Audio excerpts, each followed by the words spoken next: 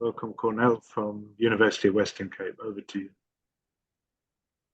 Colleagues, maybe just a correction. I am not from the University of Western Cape anymore. I'm from University of Johannesburg. But I know some of you apologies. met me when I used to be at the University of the Western Cape. I still drive one of the Scholarship of Engagement projects, but my full affiliation is with University of Johannesburg. So Sorry about that. it's good to be here, and don't worry about it. I've seen sometimes some of you still communicate with me via both emails. I think when the one falls away, it will become easier for people to know, because I was 19 and a half years affiliated to UWC.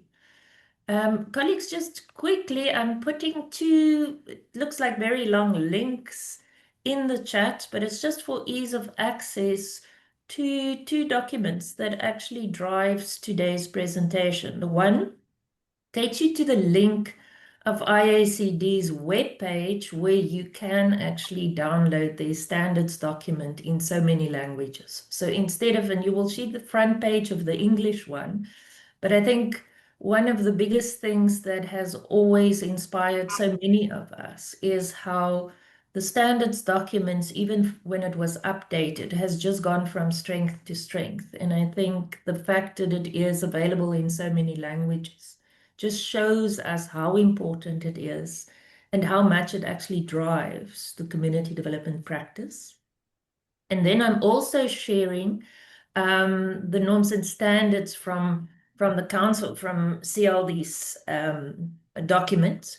And it's because those two documents have actually played an integral role on what we've put together in South Africa. So I'll share a little bit of the history and the context in South Africa and the legislative professionalization. And then there are countries such as Botswana, Swaziland, as well as even Malta. Our Malta colleagues said they might be able to join, but they have an evaluation session today with the minister, because Malta is also going to go a legislative process of professionalization. But let's get going with the PowerPoint, and then it's much more interesting than just to listen to my voice and wonder what we are up to today. And so when Daniel approached us and said, you know, there's a webinar required, etc., I sent in a concept note, and I need to thank IACD for the opportunity, because we've always wanted to have a platform to share some of the tools, some of the procedures that we followed. And so you will see today with some of the flip books that we're going to deal with, I'm very briefly going to touch on the policy, but the rest is for me to get us to an interactive session. Because if we say we're going from standards to accountability, what does it really mean? It's about using norms and standards to make us more reflective in our practice, but also to empower citizens, to empower communities, because it cuts both ways. We need to be accountable as practitioners, but it's vice versa. So for today's session, I think we will cover very briefly what is community development profession, what does it mean sort of in the South African context and some of these countries that I've mentioned. If we say we want to be professional in what we do, we need to have a set of values and principles, and I'm going to briefly touch on that and even ask you to quickly in the chat. We're not going to do breakout rooms, we're not going to do Zoom polls, we're going to be kind to ourselves in technology today. But just briefly, you know, which of the values, which of the principles do you see most of the time in your practice, in your daily engagements? And then we're going to get to the norms and standards, where I will show you what we've done with those two documents, with the IACD's standards, that's for us at a macro level, and then the occupational norms and standards from England that actually brings us into the how-to. And then I'm going to share some checklists and tools that I've developed from those norms and standards that we can consider. You can update them, you can amend them, you can use them as is. They're all in the Creative Commons world of licensing, and so you can decide which of them works or doesn't work. But it's tools both for the community to use for us and for us as practitioners to use it with the community. So what does it really mean in South Africa when we say professionalization? It's a process that started in even prior to 2012, but 2012 officially the decision was taken in South Africa to follow a legislative process. There are two ways of professionalizing. The one is through a professional association, and then the other one is through a professional board and council, which is a legislative process. But what drives both those approaches are to integrate and standardize the implementation of community development. And so it means, what are the minimum requirements for knowledge, theory in other words, and for practice? Because for so many years, it's actually for decades, globally, there's been this identity crisis, so to speak, of community development. And people from different disciplines do community development, because I say if I work with communities, I am a practitioner in community development. But communities have gotten the shortest end of the stick, so to speak, because we are trained in so many different approaches and frameworks, which are fine, but there's not a benchmark. So in South Africa, through all the skills audits from our government departments, came out certain skills gaps and certain very good skills overlaps. And so that's how the process started. How do we regulate that we have a benchmark for integrative and standardized approach in knowledge and practice? And so if we standardize it, how do we quality assure it? How do we make sure that people walk the talk? And how do we make sure that they do it in an ethical manner? And how do we make sure that once they are trained, that they stayed continuously up to date with continuous professional development? And then more importantly also, when you do such a process, you have to make sure that you always participate and associate with other international bodies, such as IACD and also CDS, the Community Development Society. So on the right-hand side, I've just shown the policies that actually influences this process. You will see they show draft, and it states draft because it must be endorsed through an act of parliament when the professional board inauguration happens early next year. So here comes one of our first activities. If we say we must have values and principles, if we look at the values side, our values that drives us is all about equity and anti-discrimination. We have a social justice purpose. It's all about collective action. It's about empowerment of communities. It's about this co-creation, working and learning together, and it's about sustaining our communities.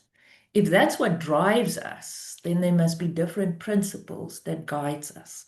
And so we have ethical principles, which is about having a human orientation, focusing on participation. Again, look at empowerment. That's important both as a value and a principle. The ownership issue, because if there's no ownership, there's also no sustainability. So in sustainability of communities, it's not just the ecological sustainability, but also the continuation. And then the fifth ethical principle is release. And it's something that Swanepoel in the Beer writes a lot about. It's these principles of theirs that we follow, because it's not poverty relief, for example. It's release from poverty. Other than that, if you don't do something sustainable, it's not done through empowerment. It's not a collective action. It's not a learning together process. So if it's not these values that drives it, then we're busy with relief, and it's never sustainable. Where if we do it based on the values that drives us, then we get release from certain conditions and situations. And then there are practical principles.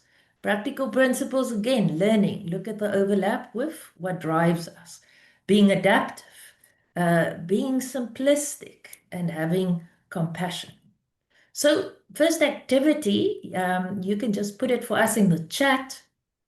Which of these values and principles, you can just put one or two if all of them resonates with you, but which one do you see most in your own practice? So I will try and see on my side also, but I'm going to rely on John to check for us what your answers are about what actually drives you the most regarding the principles and the values in your daily practice or in your daily experience. I know there are some of you that are representing community members and some of you represent practitioners. Which one of the values and principles do you see most in your practice? You don't yet have to say why. You can just indicate which one. I'll give it 2 or 3 minutes before we get to the next slide, which it will build up a bit, and then we will do some more activities before we get to the lists. Okay, here we go, Cornel. I know they're going to come in very fast, eh? Yes. they're really too fast to keep up with. Social justice, collective action, community empowerment, working and learning together. Equity and anti-discrimination, empowerment. Social justice, equity and anti-discrimination, collective action, empowerment and ownership. Human orientation, learning and compassion. Participation, trying to ensure diverse voices are included. And empowered. I see there's a lot of social justice that pops up. A lot of social justice, indigenous development, community empowerment, social justice, collective action and participation, sustainable communities, participation principle. Okay, so people have been answering the different ones. Working and learning together, empowerment, release, participation, working and learning together again and again. Yeah, I think that's a big one, working and learning together, collective action, sustainable communities, participation, community empowerment, participation and social justice again, collectivity, equity and anti-discrimination, participation and empowerment, community empowerment, participation and working and learning together. So quite a mix there. Quite a mix. Sometimes when I do these just on ethics and principles and there are other activities, then we normally do polls, which we can then count. But we often get it when we then say you may only choose your most important one, the one that you see most, like what you've said now. And it's so difficult because if you look at it, one shouldn't see one most of the time. We should see all of these all the time, but it isn't possible because we know some of the biggest challenges is to get participation. And if we get participation, how do we get equitable and anti-discriminatory participation? And you will see it with some of the tools that I will share. It's not so easy because of different interest groups and dynamics. So there's a big difference also. There was always a slide in this slide deck. Some of you that seen the slide deck before and used it before. There's another slide that I've removed for the purpose of today. But there's another slide about what is equality and what is equity. Because that also impacts us on, how do we get participation? How do we get involvement? So now you're going to feel it's a bit of information overload, but I just want you to see a little bit about what we've played around with when we said there's the conundrum of community development and its identity crisis, so to speak. And it's because so many disciplines follow and do some form of community development. And community development comes out right forth as an occupation and says, we are multidisciplinary. Now, we're not going to go into a whole academic, philosophical, and theoretical discourse discussion. But when we say multidisciplinary, we're actually saying that our identity might be a bit wonky at times. And so we looked at when we put the legislative document together and our policy framework for practice, we looked specifically at what is the unique form of practice of community development.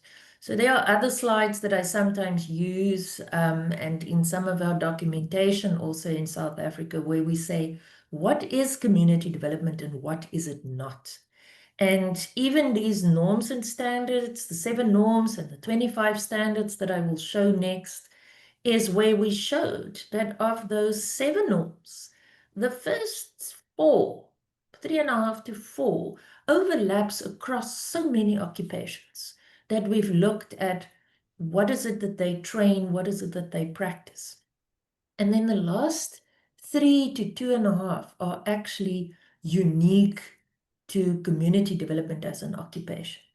Because we were faced with, if you professionalize, how do you, for instance, train a degree program of 510 credits because it's not needed? I do a module in community development when I do social work, or I do a module in community development when I do BSc agriculture. So we've looked at, and this is a much shorter version from what's in the framework, but we've looked at what is the responsibilities of community development. It's about getting common concerns, it's about mobilizing, and it's about supporting and capacity building. So what are the outcomes? We reduce exclusion and isolation, we increase social capital. So why do we have these outcomes? It's because, as myself also, I've always played with, how do you monitor and evaluate? How do you see your impact, your footprint? It's one thing to say, no, I'm ensuring inclusion. I'm ensuring social capital. I'm ensuring equity. I bring in empowerment. But if we go into the world of science and we say, prove this, it becomes tricky. And it is only when we hold ourselves accountable to say, can we measure tangibly that we've achieved these outcomes if this is our responsibility? It's also about the values, the inclusiveness, it's about the empowerment and the advice and information. So again, promotion of participation, social capital. You will see a lot of words being repetitive as an outcome for some of the responsibilities. It's not a mistake.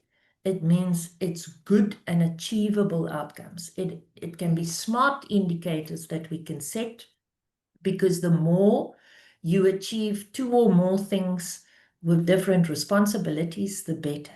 So it's about also advice and information. One of the things we struggle with a lot in South Africa is the whole issue about community members giving input about policy, driving policy. So in a democracy, one would say policy is for the people, by the people. But if there isn't social capital development and cohesion and inclusion, how will we bring out community voice? So I'm just leaving you with some food for thought when it comes to these slides, because they are almost a webinar on themselves. So what are these great norms and standards that South Africa refers to, and how does it link also to the IACD one, as well as the Community Development Occupational Standards in the UK, which are the 2 things that we use to develop our policy framework for practice. So what are they? There are 7 norms. We call them norms. The CDNOS calls them key areas. And so these 7 norms, and don't worry, we're going to use them on the next slide also. I've done a table to show you how this matches and integrates with the high-level standards that IACD has done in their document. So there are these 7 norms that sort of sets us into action for our practice. Now here comes an activity. And that's now without you yet knowing the substandards. So just look at those 7 norms where you must understand and practice community development, and you must understand and engage with communities, and you must have the right approach to group work and collective action, and you must promote this collaborative and cross-sectoral work. So if you have to do all of this, Here's an activity again for you, and you can just put your answer in the chat box. When you hear the word norms or key areas, as they refer to it in the UK, if you hear the word norms, do you think that they are rules or tools? Rules or tools? And you can be brief. You don't have to type a full answer. You can just do like shorthand. Is it a rule or a tool for you if you look at norms? And why do you say so? So if I say to you as a practitioner, we need to understand and practice community development. Do you think that's a rule or a tool? And tell us in the chat, why do you say so? So John, I'm again going to rely on you. I opened the chat on my side, but it's much smaller because of my share screen. So Yeah, of course. Yeah. let's see. Well, so far we got 2 people saying tools. Yeah. So we'll wait for a few more.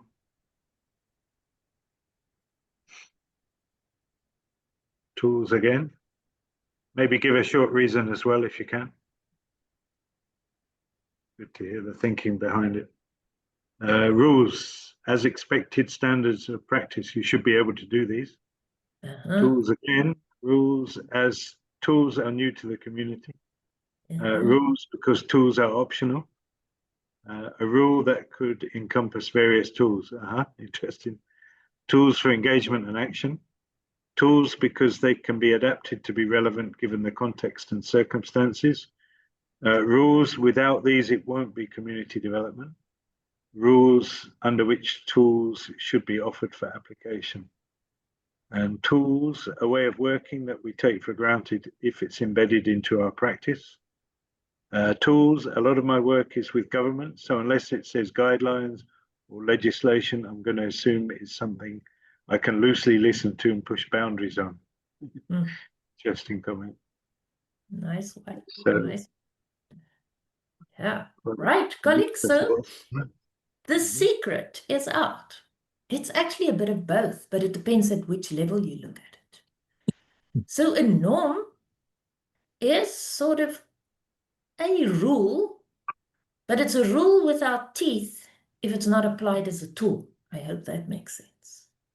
If we say it's a tool, then we say, okay, if I use this, and there were some good ideas about how I can use this, for a guideline, or how I can use this to work with government or to shift paradigms and mindsets.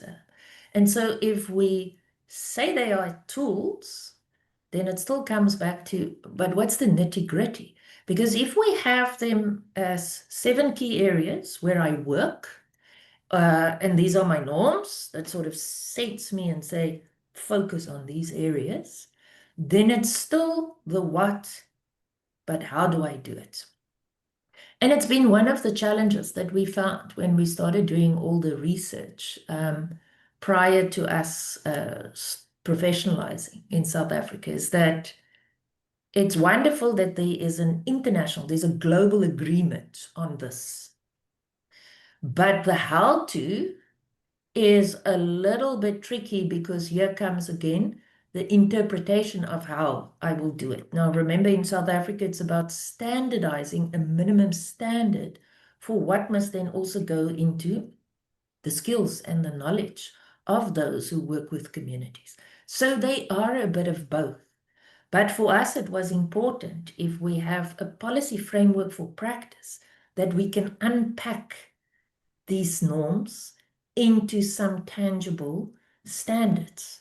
But before we go to that, I want to show you what we've done by looking at the different IACD, which I now call a theme, but it's their standards.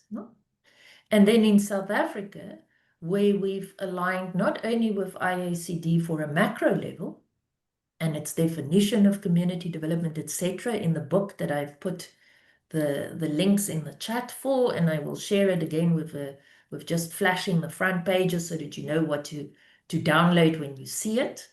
And in South Africa, for us, it was using that as a macro level, but then at the same time, the community development occupational standards in the UK. So what are norms and standards? What is equivalent? So if we look at IACD's values into practice, then we see it matches norm 1. Don't worry now because you see it's standard 1 to 5. I'll show you that on the next slide. If we take engage with communities of IACD, then it links with norm 2 on the one that you've just seen on the previous slide, and obviously then standard 6 to 8. Participatory planning, that links with norm 6. Organizing for change links with norm 3. And then learning for change links with, again, norm 5, but now standard 17 and 18, and so forth. And so they take you through each one of those to say, if there are 8 standards at IACD, how does these 8 standards or theme clusters as we see them in South Africa link with those 7 key areas and their related 25 standards that I can use to quality assure myself, and communities can check me and I can check communities, because it has to have that agency and accountability both ways, which is what we're going to deal with now very briefly on the next slides. And Cornel, sorry, Yes. just to interrupt you briefly. A couple more interesting ones have come up. We've got rules and more obligations, but tools make them practical and welcoming for communities. And the other one says norms are not tools or formal rules, but shared social expectations that guide behavior within a group. Quite nice, huh? Yes, I like the one, and I like that it's put in bold also, that it is a shared process. It's a shared social expectation. So I want colleagues that's put this for us in the chat. When you get to the tools, be critical. And that's why the tool, you can amend it how you see fit. We've used these that I've showed you now, and then we've put some checklists. But when I've put the checklists together and even the scorecards, a lot of those have been done with communities that I've worked, with practitioners that I've worked. So it's about the more we empower our communities that we work with, the more we empower them about there are these high-level norms, key areas, and what does it look like in practice against standards for quality assurance, the more I'm hoping that we will have a process where there will be collective action and how we hold each other collectively accountable. The more we will see that it takes an equitable partnership, it takes a lifelong partnership, and it takes that collective learning, togetherness, the empowerment, the process of participation. So it takes us back to those values and principles. So let's move on. If we now say, okay, there's norm 1 and it has its different 5 standards, so I'm not going to read for you from the PowerPoint. It's already going to feel a little bit like death by PowerPoint, but remember the first norm is all about understanding and practice community development. Now it tells you, how do I check that? How do I check that I understand and practice community development? So do I use my values in the process? How do I work with the tensions that's inherent in community development practice? How does it relate? Because no 2 communities are the same. So think a little bit about those standards now, saying, if this is what I must do for norm 1, how does it translate into how can someone check me, or how can I check myself on it? The same thing with norm 2. It's about understand and engage with communities. But now, if that's what I must do, then how will I know? Did I actually make an effort to get to know the community? Did I facilitate, for example, when it came to community research or community consultations, did I ensure for that as a practitioner? Did I analyze and disseminate findings from community research? So if we look at this, I want us to now say, good, if those are just the first 2 norms and its standards, here's a quick activity. So now it's just a quick choice. If you look at standards 1 to 5, meaning for norm 1, these ones here, and I made sure that we don't cover them up. If we use it, if we look at, I must understand and I must practice community development.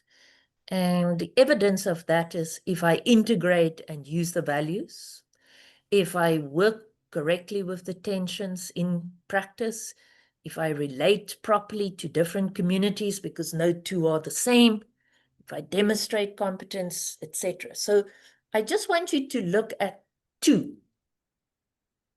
If I say of the standards 1 to 5, which one do I think as a practitioner do I have the most challenges? Which one do I struggle with the most?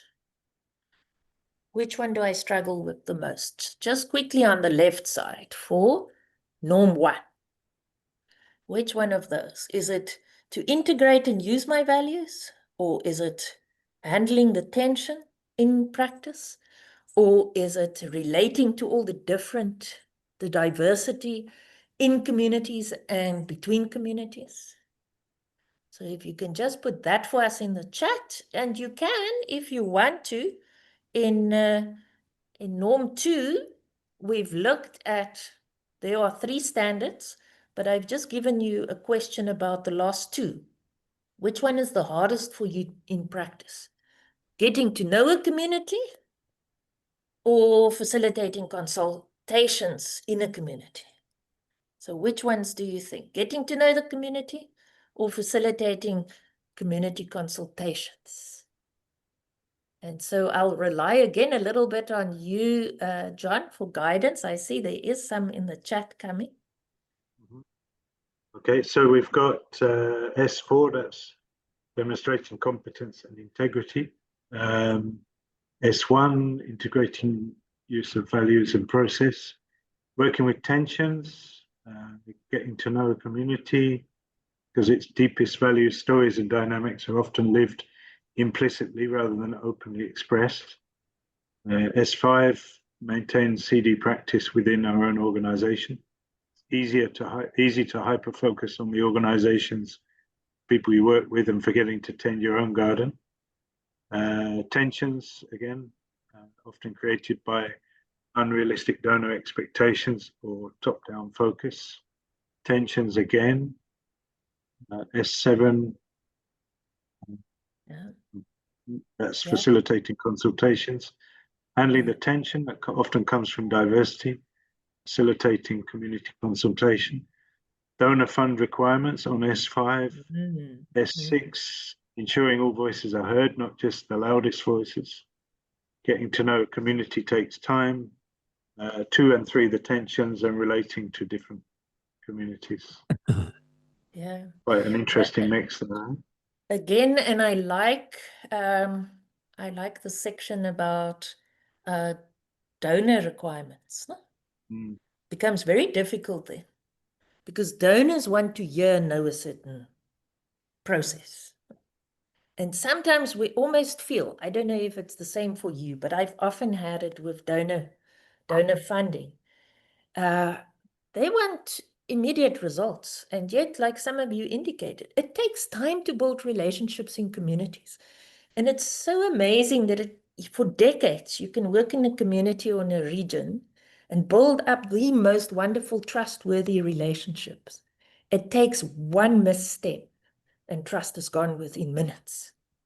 And so it's so difficult to keep donors happy. And so I sometimes find that our role as a practitioner is also to bring in shifts and empowerment and values and principles with donor communities.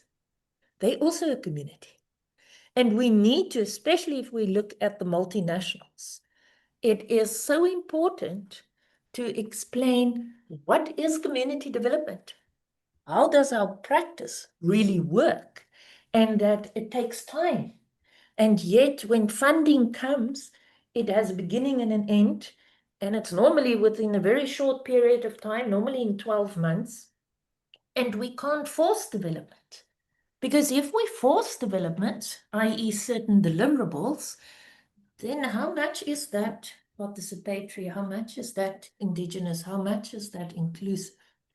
And yet so often people out of desperation almost will take up the funding just because they need it, but it is actually too much controlled. And so how much does that link to our ethics and our principles and values? So here's the next one. Let's go to the next Sorry, one. a couple Yes, more. John? Getting to truly know a community is a gradual process that takes time. I think we've had that point already. Working with tensions again, and a cryptic question from Janine: whose process is it anyway? Yes, very important. Whose process is it anyway? No? Yes, yes. That's very powerful. It's a question I often ask. And it's such an important question to bring across in a very good and powerful manner to funders and multinationals, to the big stakeholders. No? Okay, colleagues, so we are norm 3 and 4. And so again, yeah, now it's all about the community development approach and group work, and collective action. Now comes diversity, group dynamics, all these things come into play. No? And so how do we ensure inclusion and collective working together? We're working with people as people. Sometimes, as the students always said to me, we roll like this, and sometimes we don't roll like that. And so sometimes we gel and sometimes we don't. And it sometimes are the same people who got along and good progress on a certain project, and then on the next project, because of our own cultural differences or principles or goals that we aspire to, now we don't agree. And so how do we actually handle that inclusion and collective working? How do we ensure that when we organize community events and activities, that it still links, remember, to those values and principles? How do we respond to community conflict? Because we need to be non-partial. How do I remove myself, the self, out of it? Because I'm also a person, and when I'm home and not at work, I'm also a community member. And so how do I support communities also to campaign for change? But how do I support them to campaign for change instead of taking the lead? And so the same with the fourth norm, that's all about how do I work cross-sectoral? And so again, how do I promote and support these relationships? How do I encourage public bodies to build effective relationships with communities? Now, here comes the public bodies. No? It can be public sectors, it can be government, it can be all these big funders and all these big names. How do I encourage them? How do I empower them even to build effective relationships with communities and not use them as tokens? How do I use an approach in community development that supports collaborative and partnership work? And I know with Janine and this wonderful initiative that they've launched and going to soon announce as a big formal launch for the asset-based community development for Africa. And so how does all of this make sense for us in what we do every day? So here's a quick activity.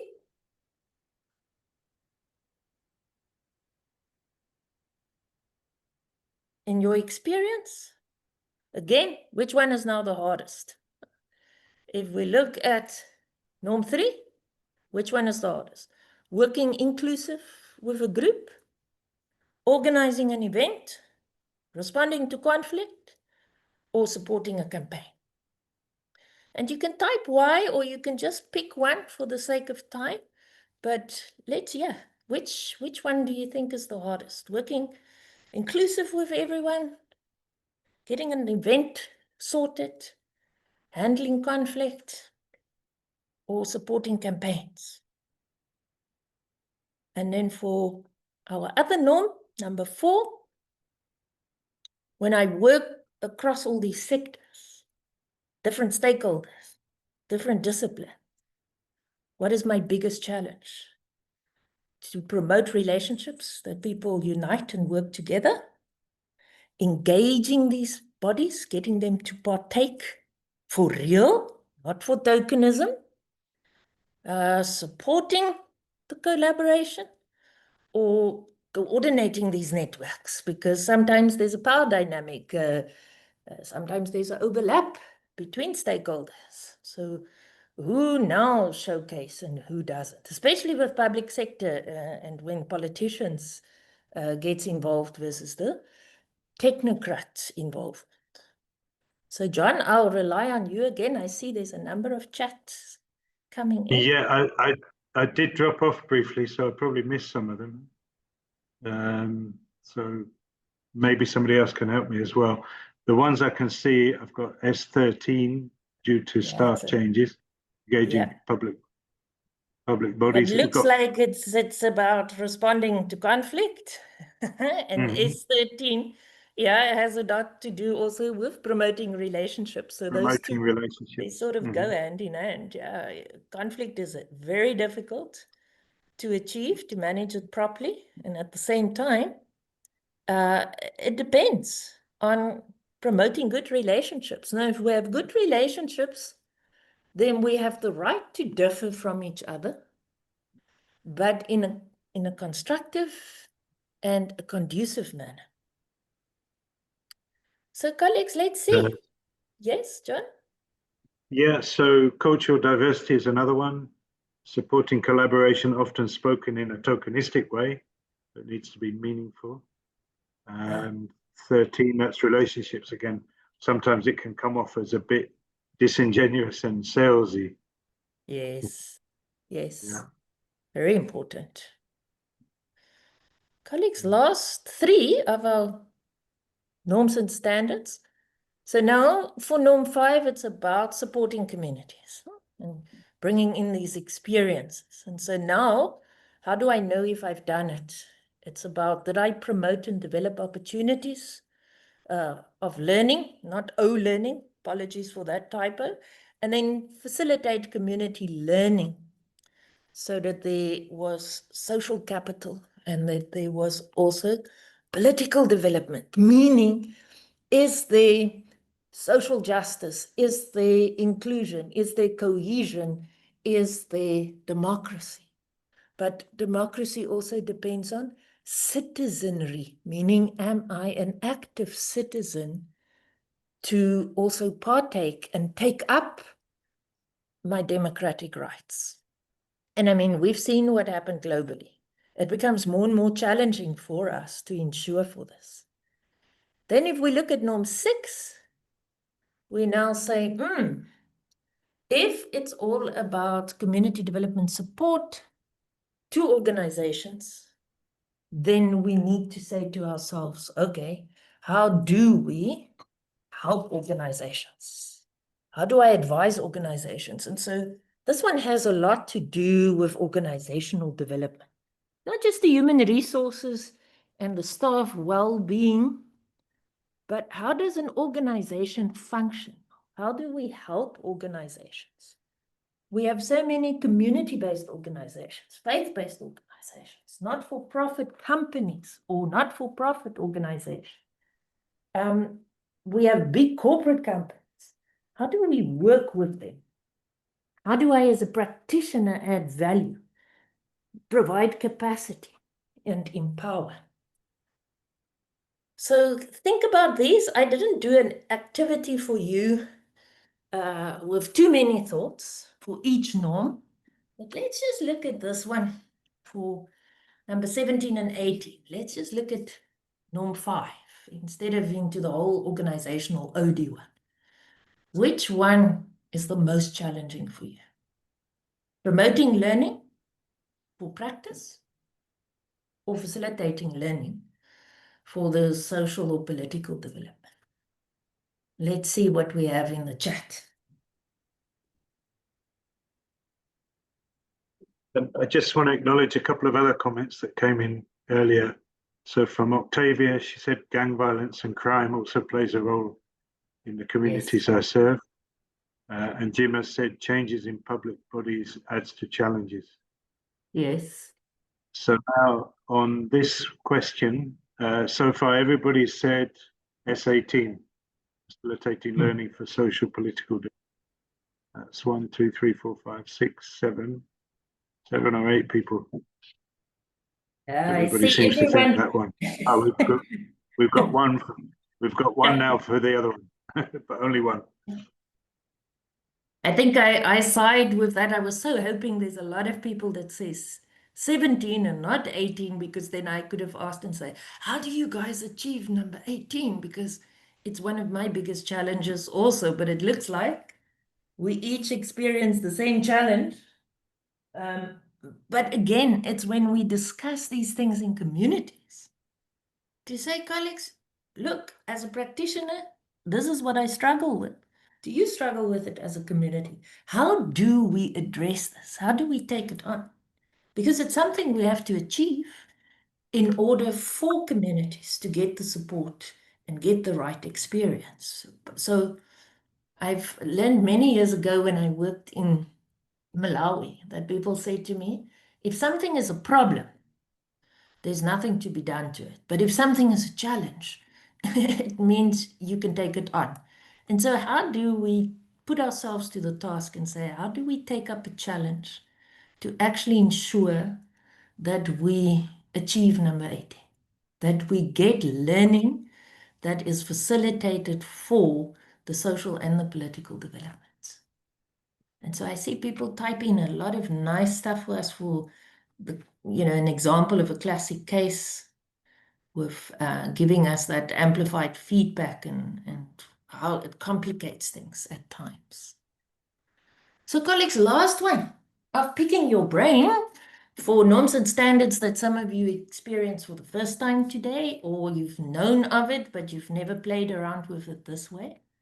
The last one has a lot to do with how do I manage and develop my community development practice as a practitioner. But remember also soon in the next slide, you will see if we flip it around, how does a community also manage and develop their participation and their progress in community development. So this one has to do with who supervises me, who mentors me, who guides me, because it's lifelong learning. Doesn't matter how old I am or how many years I've been a practitioner or how young and new as a student. I'm still training to become a practitioner. And then also, how do I manage internal organizational development together with the external relationship? So how do I manage where I'm currently working, whether I'm self-employed or working at a university, versus the external relationships with other stakeholders or then other universities if I'm an academic practitioner at times.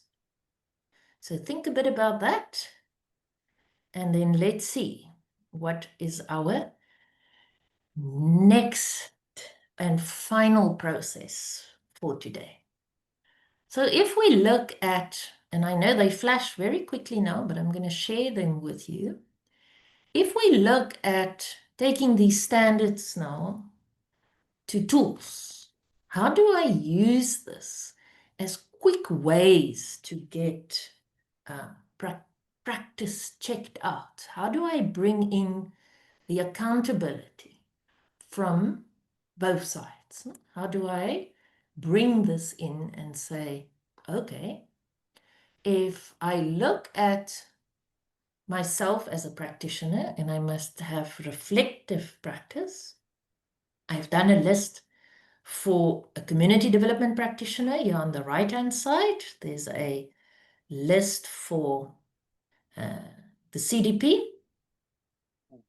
And there's also a list, same norms and standards, but how the community can also do a self-reflective checklist on themselves. Same thing, there's a community checklist which I shared as an example via the LinkedIn announcement. The community checklist, how does the community hold me accountable? And then I've done for each one, even for this reflective and checklist for the community and the CDP, I've done sort of the top 10. You might choose different ones. No? I've done top 10 ones, which is a quick card that you can even put at the back. What are the top 10 reflection prompts for me as a CDP, out of those norms and standards, what are the top 10 reflection prompts for a community? And then last but not least, what does a community development standard scorecard look like? If I say to communities, score me on a scale of 1 to 5 against those norms, and not all the standards, I've just picked 3. It doesn't mean that there's bias to it. These are just ones, like I said, that I've developed when I've worked with groups to say, how do we translate this? How do we bring this back into what is needed? And so let me pause there, and then I'm going to, for now, just first stop sharing and share some of those documents that you now see on the right-hand side in the chat. And then we can maybe chat a bit more also on some of your thoughts and ideas and reflections that you've done.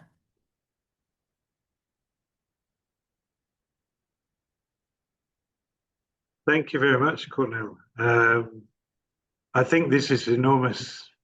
If I was going to say food for thought, but it's a lot more than that. It's been really stimulating and challenging and interesting on many levels. So I'm just, as we wait for the handouts, I'm just going to invite people to share thoughts, comments. You can do that in the chat, or you can put your hand up and we can hear from you, whatever you prefer. Been quite a few comments coming anyway. The last one from Jackpo about political influence. You might want to have a look at that. But anyway, start gathering your thoughts as we also look at a couple more things. Back to you, Cornel. Thanks, John. So colleagues, this is the front page that you will see if you download the English version. And so right in the beginning, some of you joined late, so maybe we can just repost those 2 links. But if you go to IACD's website and you scroll on that direct link that I gave you, you will actually see in how many languages this has been translated, which I think is just fantastic. If you look at what are the community development national occupational standards that's been done, so the 7 key areas, or what we called in the norms in South Africa, and the standards, the 25 standards, and how they overlap, how these 2 documents overlap. These are the 2 documents that you can read through. You will see this one is 116 pages because it goes into quite a bit of detail. If any of you want to see what the South African practice policy framework looks like, please feel free to let us know. For now, it's for me not about what does South Africa's document looks like. It is actually what are internationally available that you can use creatively for your own processes. And so you will see this is the one checklist, and so you can use it. You can give it to communities, and you can say to them, checking me on my values. Did I treat you with respect and fairness? So it's translating the standards even in more simplistic language. And then here's the checklist. So for myself to reflect, I can ask myself daily, keeping my reflective journal, I can say to myself, how did I integrate community development values today? How did I acknowledge the work and the tensions in the practice today? And so I can answer those in my journal, and then I can put notes for myself for growth. What do I still need to work on? And so I bring in my own targets, my own personal development, and I can see in my journal, how do I progress? And I can share it with peers and with other practitioners. This is just the top 10 that I said to you. You can have a quick one for a quick referral. If you just want to quickly think about 10 things when you drive back from the office or from a community, and then the same thing. Here's the one for the community. They must ask themselves, did we act with fairness and inclusion and respect today? With our fellow community members and with stakeholders, etc. So it's just changing the language now into how does a community reflect on adhering to those norms and standards. And again, what are their sort of top 10? But like I said, you can pick your own top 10. And then last but not least, the scorecard. How do I actually come across? What is the mirror that I see? So in my own reflection, I might think that I've done wonderfully, or I might think that I failed horribly. When I come forth and I say to the community, score me, rate me on how you see me. Because for me as a practitioner, development has always been, how am I seen through the eyes of others? That mirror reflection is what matters. And so that's it from my side, colleagues. And thank you for all your time and for all your wonderful input. And I hope that it's been a valuable session, but I hope that there will be many more dialogue and thoughts and suggestions and critical challenging of norms and standards that we each struggle with every day. Thanks very much. Thank you. Thank you again, Cornel. Shall we give her a clap? It'll be a real clap or a virtual clap. I think that was really powerful. Thank you so much. And now we've still got some time. So I think we can have some discussion, some questions. And I want to just mention what Anna's just put in the chat, that we've got now an evaluation process. So we can also assess ourselves on these sessions. So please take a couple of minutes to complete that at some point. But we've not finished yet. So maybe you don't want to fill it in just yet. Oh, Cornel, please. I just want to, again, from my side, now that many of you could join, etc., and I know some had to exit early, so we sort of have a in and out audience. I just want to, as I've started this morning session, thank IACD and especially Daniel again for the opportunity to share what we have done, but most importantly to thank IACD. I hope today was just a speckle of seeing how much you influenced with documents that you never maybe had opportunity. I mean, myself and Anna met up in 2020 virtually. And I told her then already, what have they done since 2014 without even knowing? And so from our side, from South Africa as a country, and I know from some of the other African countries that have now borrowed our documents and amended, thank you, IACD. I hope that for many centuries to come, you just go from strength to strength. It's one of the best associations I could have ever joined. I found home, I found place, and I mean, the conferences are just awesome. So I hope again next year will just be one of those phenomenal conferences. So thank you from the bottom of our heart. Thank you to the UK also for the norms and standards. It shows that it's applicable. And that's what we wanted to show today, that even if you use one or two things or all of it, it works. We need it as a profession. We need it as a discipline. So thank you I can speak almost from the South African side, not from Cornel Hart's side. Thank you, Cornel. Yeah, and I love the way that actually it was a great example of, you know, how these different standards, different approaches are very complementary. I think, you know, it's not a competition, is it? And I love the way you did that within your presentation. Okay, so the floor is open.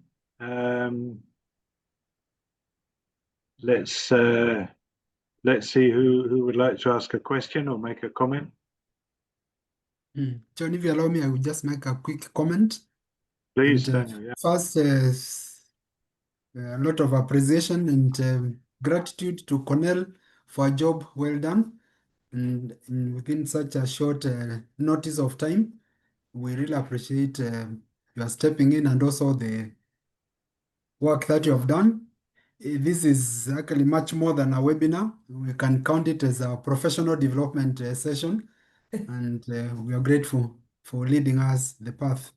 Secondly, John has indicated that the standards is not a competition or complementary.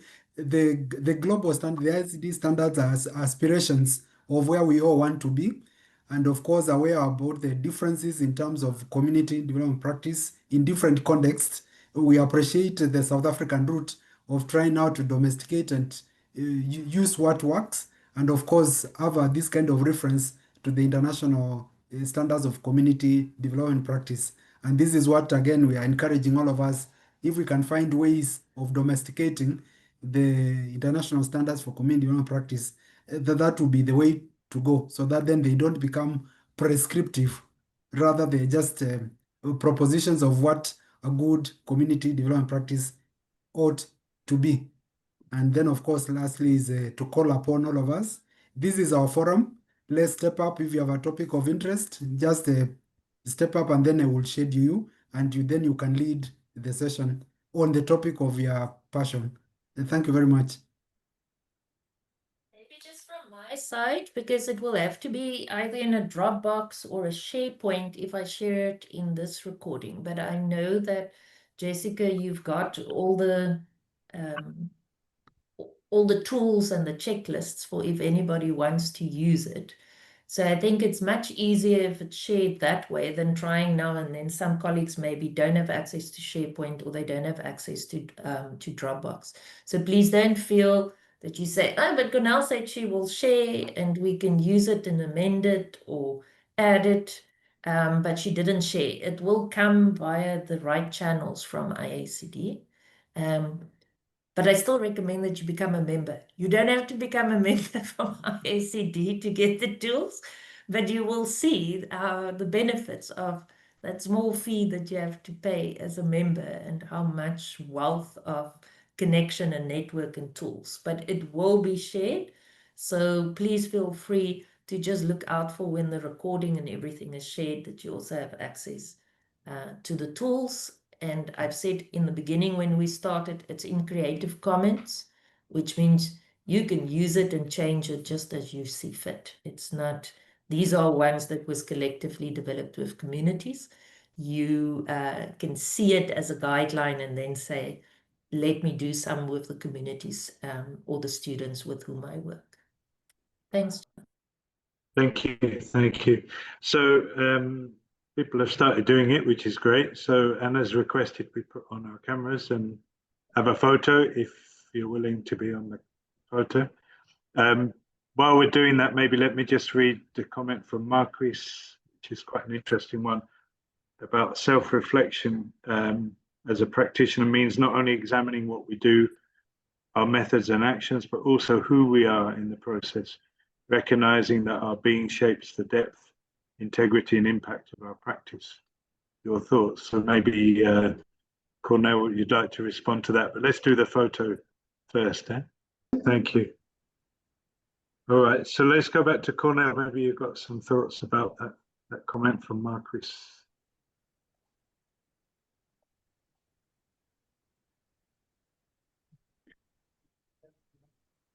Cornel, please unmute. You see, there must be some tech hazard. My tech free time is now up. I think I do agree with Marcus.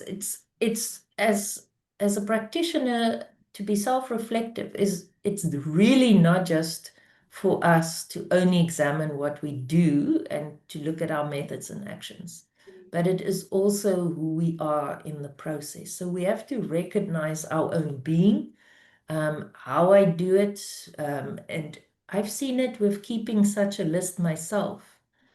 It's almost as if my self-identity remains, but how my professional identity changes depending on the community in which I find myself and who I work with. And so it's definitely, who am I in the process?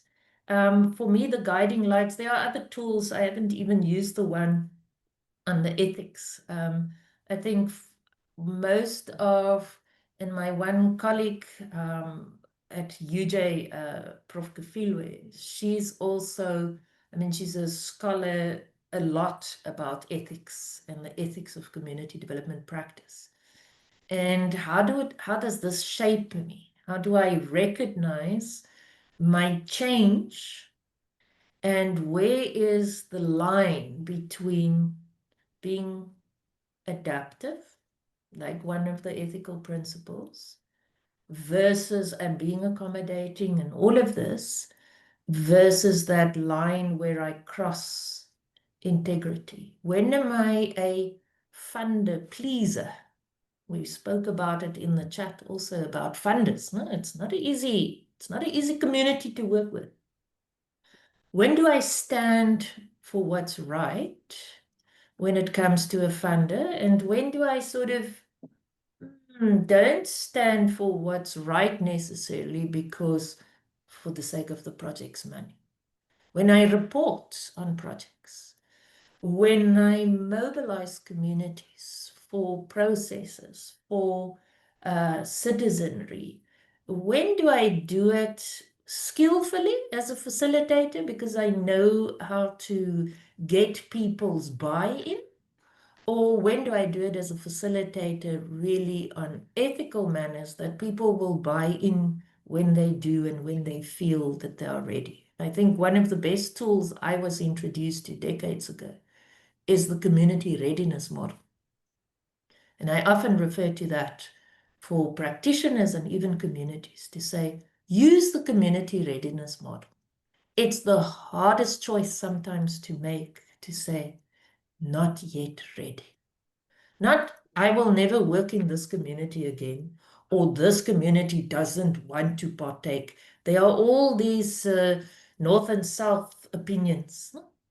But if you look at what are the community readiness criteria, then that sort of guides you that maybe not yet today. So yes, I think very powerful comment on it's not just about I examine and check myself, but it's also who and what I become, who and what I remain, and what are my guiding pillars for when do I stand for integrity, when do I stand for principles, and how do I navigate that space when I start being split between different communities, whether it's powerful communities or whether it's just different geographical communities. I hope that answered for a reflection, John. Thank you, Cornel. Yes, about being consistent and authentic. So important. Yeah. Mm-hmm. Thanks for that. Abdul, we have a question from you. Over to you. Thank you very much. Am I audible enough, please? Yes. Yes. You will. Oh, thank you very much. Thank you. When you were presenting, I was just thinking that you are talking directly to us in West Africa and the challenges we are facing. Really, you have touched on so many issues that we need to go back to the drawing board also to see how we can be able to do a lot of things. And my only concern is the ability to integrate values and practice with the community values and practice. Community of practice and then the real community. I want some light on that. And secondly, I hope all the materials will be on the board, on the website of the IACD. I'm a board member, a board of trustee member representing West Africa. Thank you very much. Thank you, Abdul. Let's go to Jakpa, and then maybe Cornel can respond, if you wish. Jakpa. Thank you very much. I think the discussions were thoughtful, and like my brother said, in our side in West Africa, the issue is just came directly to us. So I want to say I wanted to see your ideas of how we are going to navigate in the mix of political influence, in community development, where politics play a lot of roles in our developmental issues. And it's quite hard for practitioners like us to navigate our way through, like, for instance, community engagement. You call meetings, expectations of participants. They now compare and contrast between what you are coming to do and maybe what political parties will come to give them as in gains. So I want to see how, as political parties engage in their own duties, how do we as practitioners also navigate our way through and letting communities understand the difference between sustainable development as well as that of political entities play, as they also play their role. Thank you very much. Thanks for that. Thank you. Cornel? Yes, thank you, colleagues, and thanks for the important comments. I'm mindful of time and I'm going to put myself out there. At least, this is a virtual head chop. Hopefully my head will grow back quickly. But I am going to say this because I've said it in other platforms, and so be it. And I laughed when one of the master's program students from School of International Training, SIT, where I also teach monitoring and evaluation and how to work with multinationals, with UN, World Bank, etc.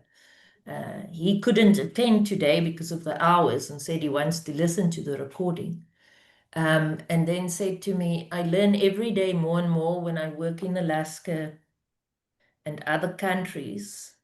I want to become a CDP spy. And I laughed because here's the context behind it.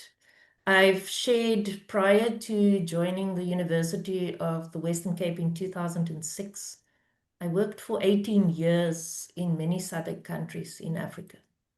We did country development plans. Daniel, our paths never crossed, but the first Vision African plan that was done for Kenya was part of my company's consultation. Vision 2010 of Lesotho, I can name so many of them. But also at the same time, I worked in countries like Sudan. I worked with heads of states like Gaddafi. And so in that space, as a very young person, I was very fortunate to also have much older and stronger mentors. What I learned from that process is that your phones are tapped. You are being followed. All sorts. I think for me as a young practitioner, I wasn't even 35 at that stage. To come to terms with when you do good, when you include people, when you empower citizens, the citizenry part. What is policy? What are your rights? How do you stand for what's right? How do you navigate a political space? You are seen as a spy. You are seen as someone that are part of a coup against the country. I mean, I was in the midst of Lesotho at the time with the SADC invasion. It wasn't a SADC invasion. So all these things happen. But I've learned over the years that it's fine to be radical. But it's a means to navigate that space. If I can change anything and say anything different to my 35-year-old young self at the time, is that do what you did all along, but at the same time put the same effort into getting into the headspace of politicians prior to even empowering communities. And so I think we spend so much time about including communities, about empowering them, about capacity building and education of human rights, of sustainability, of ecology, of all these rights. I think the United States was a prime example how one of the oldest democracies can be changed into something quite different. And how do you navigate that space? How do you still become a practitioner? And so one lesson that I've learned is that we always say, as Mahatma Gandhi said, that change starts with you. Be the change you want to see. But that means if I want to be the change I want to see, I must create that change in our political stakeholders too. And it means I must see life through their eyes. Because if I say I work inclusive, if we go back to the norms and standards, and I accommodate diversity and I accommodate opinions, it means I must give equal accommodation to how politicians see it. And then how do I start that education and empowerment process to say, it's okay to let go. It's important to lead, but how do I lead as a leader through ethics? But at the same time, how do I then still drive my political agenda? And that's where the challenge comes in, because power corrupts. I'll leave it at that. I hope it sort of answers some, but I think our work is even more cut out for ourselves to work with political power and multinational powers versus communities and empowering our communities. In the modern world of 4IR and social media, we can mobilize much quicker. But how do we alleviate fear, bring in ethics, bring in good ethical leadership, transparent leadership with our leaders, with our politicians? I think that's why I've joined SIT, because most of their graduates ends up working for World Bank, United Nations, IMF. And so I say to them, change starts within. But you will maybe never see in your 25 or 45-year career in the multinationals the change, but it will not start if you don't find a way to infiltrate and bring the change from within. And so hence Jared's referral to, I want to be a CDP spy. Thank you, Cornel. What a beautiful moment to end on. Really, it's been a powerful session. The time has flown by. I wanted to just highlight a couple of things quickly. Next session in this series in Sub-Saharan Africa region will be on 15th of October. I've just put it in the chat anyway. Mainstreaming environmental and social frameworks in community projects. Murigi is here, so maybe Murigi, if I can put you on the spot briefly, to tell us a little bit about that session, just for a minute or less, if that's okay. Murigi? Okay, maybe not. I'm not sure if he's got some connection issue or something. Anyway, I'm sure that will be an interesting session. And there was a comment earlier from Rele Bohile about future topics. And yes, please get in touch with Daniel. I think, Daniel, maybe you could just put your email address in the chat for us.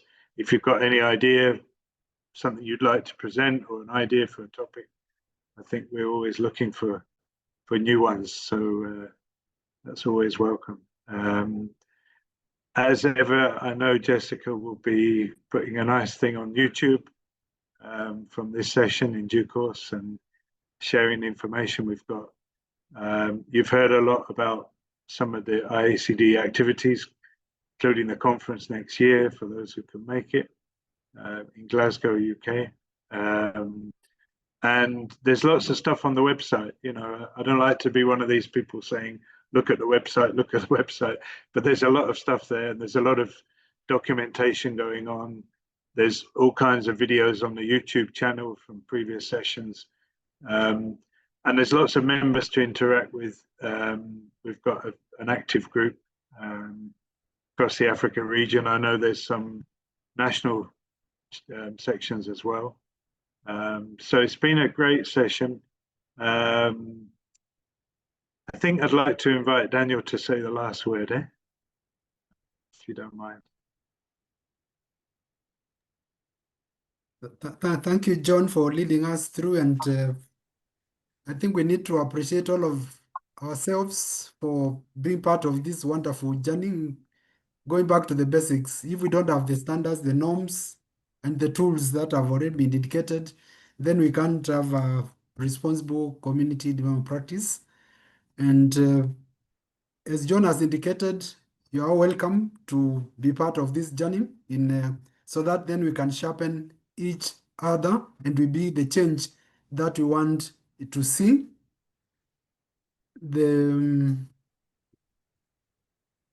I think lastly, there is the tool that is going in so that we can evaluate the process and see how we can make it much better for ourselves in this region and in the rest of the other regions. If you can really share your input, that would be most welcome.